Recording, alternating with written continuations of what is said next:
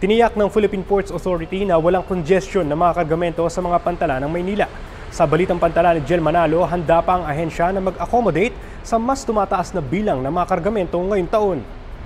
Nananatiling epesyente ang mga yada sa pantalan ng Maynila. Ito'y sa kabila ng pagtaas ng volume o bilang ng mga kargamentong dumaan sa mga pantalan ng Philippine Ports Authority noong nakaraang taon. Ito ang sinabi ng ahensya sa inilabas nitong pahayag nitong Huwebes, February 6.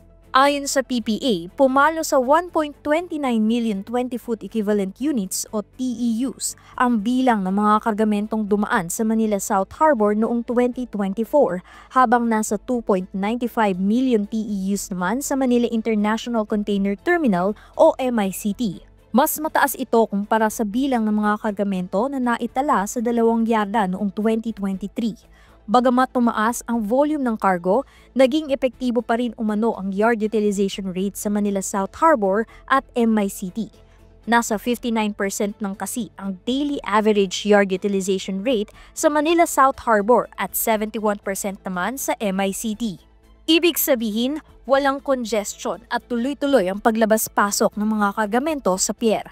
Sa parehong payag, sinabi ni PPA General Manager Jason Tiago na patuloy ang ahensya sa pagsulong ng mga hakbang para manatiling epesyente ang mga pantalan na nasa ilalim ng ahensya sa pag-accommodate sa tumataas na cargo volume. Ito ay sa pamamagitan ng pagmomodernisa sa mga infrastruktura at pag-digitalize ng mga proseso sa pantalan.